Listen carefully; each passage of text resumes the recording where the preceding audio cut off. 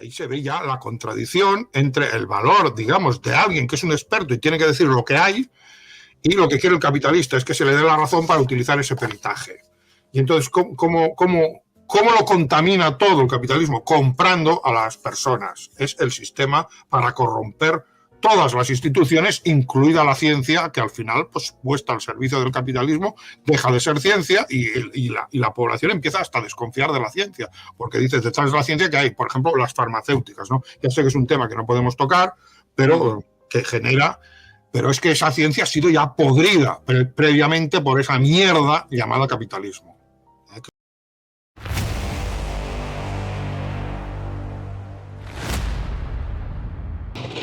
Y pongamos que los votantes, pues muchas veces por puro desinterés, carecen de conocimiento alguno sobre política y votan un poco con las tripas, ¿no? Es un poco lo que sucede. Pero aún así, por ignorante que sea una persona sobre cuestiones políticas, al menos puede evaluar el resultado de lo que ha votado. Y si el sistema es adecuado, y de eso va mi plan político, ¿vale? Puede cambiar. Y al cambiar, ponemos en marcha un sistema evolutivo que hace que las cosas mejoren. Elegiremos cada vez mejores representantes. La mejor forma de aprender a usar la libertad con sus riesgos es usarla, ¿vale? Es lo que yo digo, la metáfora del fontanero. Yo tengo una gotera y llamo a un fontanero. ¿Yo sé de fontanería? No.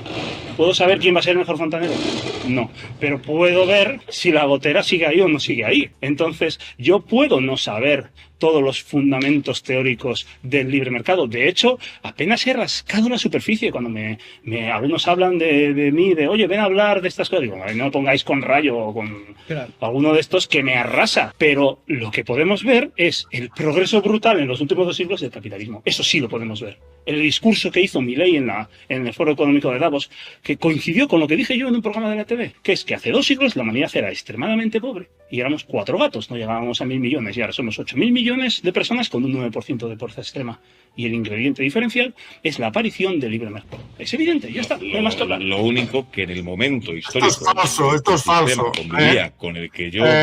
Ya explicamos en el otro vídeo que lo que ha hecho posible el progreso no ha sido solo el libre mercado, ha sido una cultura que procede en última instancia de Grecia y Roma, una cultura que ha hecho posible la ciencia y por tanto la tecnología, y ahí se han aplicado los mecanismos de libre mercado que, repito, había mercados en la antigüedad, ¿no? O sea, que el mercado, las sociedades con mercado, en Grecia había mercado. Entonces, ¿qué ha pasado en la Europa moderna? Sí, ha habido mercado, ha habido el capitalismo que buscaba el beneficio, pero el beneficio se puede obtener de muchas maneras y ha generado un progreso, entre comillas, un progreso social, pues en eso, en la productividad, en la riqueza, porque había unos medios para ello. ¿Y esos medios de dónde proceden? No proceden del propio capitalismo. Ya también vimos que las personas que investigaban, que han dado lugar a la ciencia, no buscaban el beneficio, buscaban la verdad. Y luego eso se ha aplicado al mundo, es lo que se llama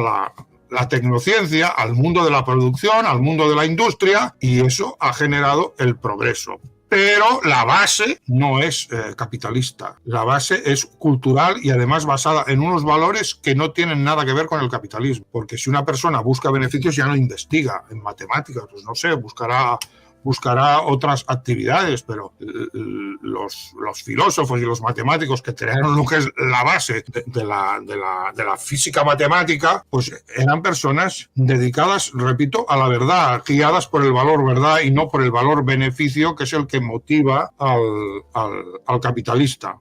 Todo esto lo ignora y confunde los logros del capitalismo con los logros exclusivos de lo que él llama capitalismo, con los logros exclusivos, digamos, de la actitud capitalista de búsqueda del beneficio. Pero eso no habría dado lugar al progreso sin el otro componente, que es el que acabo de explicar y que no tiene nada que ver con el capitalismo porque sus valores son incluso antagónicos. Y lo que sí ha llegado es el momento en que hay una incompatibilidad entre el capitalismo, por un lado, su búsqueda del beneficio a cualquier precio, y la tradición, eso proviene de la Biblia, su tradición es bíblica, cristiana y judía, y el otro pilar de Occidente, que es precisamente el greco-romano.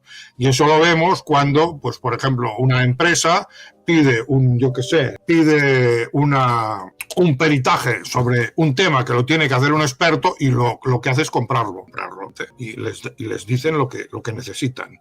Ese peritaje tendría que decir la verdad, pero realmente lo que ha hecho es untarlo. Y ahí se ve ya la contradicción entre el valor, digamos, de alguien que es un experto y tiene que decir lo que hay, y lo que quiere el capitalista es que se le dé la razón para utilizar ese peritaje. Y entonces, ¿cómo lo contamina todo el capitalismo? Comprando a las personas. Es el sistema para corromper todas las instituciones, incluida la ciencia, que al final, pues, puesta al servicio del capitalismo, deja de ser ciencia y la población empieza hasta a desconfiar de la ciencia, porque dices, detrás de la ciencia que hay, por ejemplo, las farmacéuticas, ¿no? Ya sé que es un tema que no podemos tocar, pero que genera, pero es que esa ciencia ha sido ya podrida previamente por esa mierda llamada capitalismo. Es una auténtica mierda, es un desastre. Y ahora, durante un tiempo han ido juntos, en la fase sobre todo de la revolución industrial, y ha generado ciertamente un crecimiento de la riqueza, pero ya vemos que llega un momento en que el pilar greco-romano, que incluye la democracia, y el pilar bíblico, judeo-cristiano,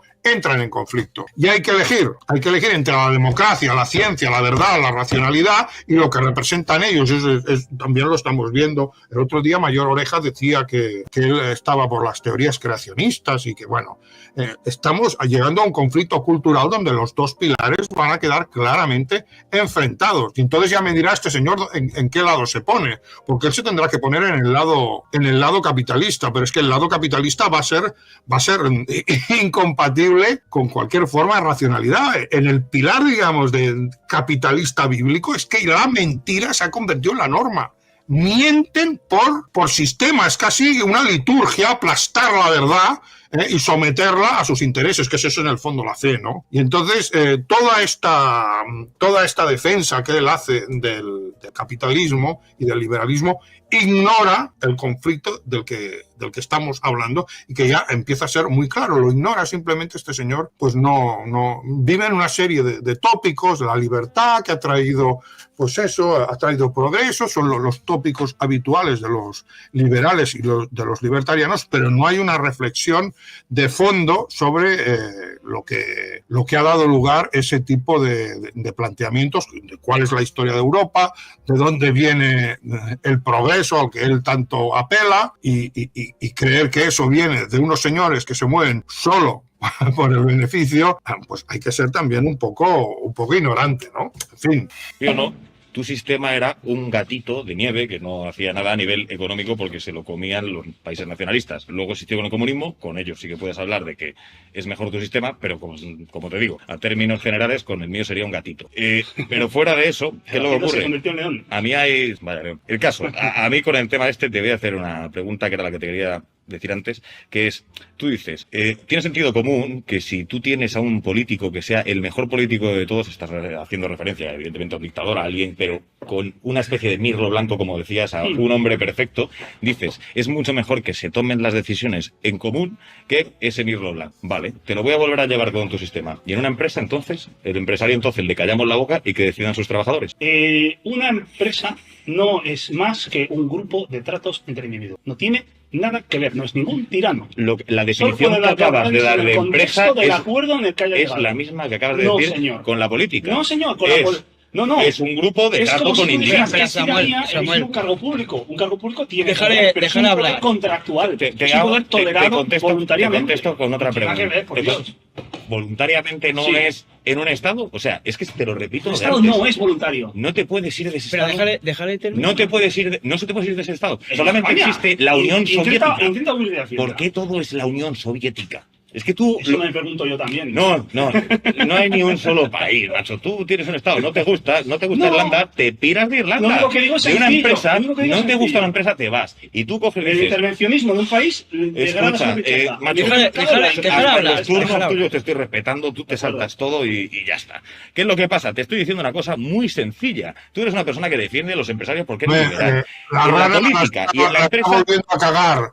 Está confundiendo, en sociología se llaman grupos primarios y los grupos secundarios. Aquí tiene razón el libertariano o el liberal. Los grupos secundarios son asociaciones y tú entras voluntariamente en esa asociación. Eres un socio. O sea, hay asociaciones, y comunidades, grupos primarios y grupos secundarios. Grupo primario, que es una familia. Tú no eliges a tus padres, tú formas parte de esa familia. ¿Que te puedes ir? Sí, claro que te puedes ir de tu familia. Cuando eres mayor de edad, puedes coger y pelearte, pero eso no cambia el hecho de que un grupo primario no es de libre elección. Tú has formado parte de ese grupo primario y tú no decidiste entrar ahí. No decís, bueno, voy a ser hijo de este padre y entonces hacemos un contrato y él tendrá que respetar esto. Y no, esto no funciona así. Y en los estados es igual. Tú naces en un país, hablas una lengua que te enseñan, tú no la eliges. Eso es lo más sustancial de tu ser. Eres tú mismo. Por eso ese yo abstracto.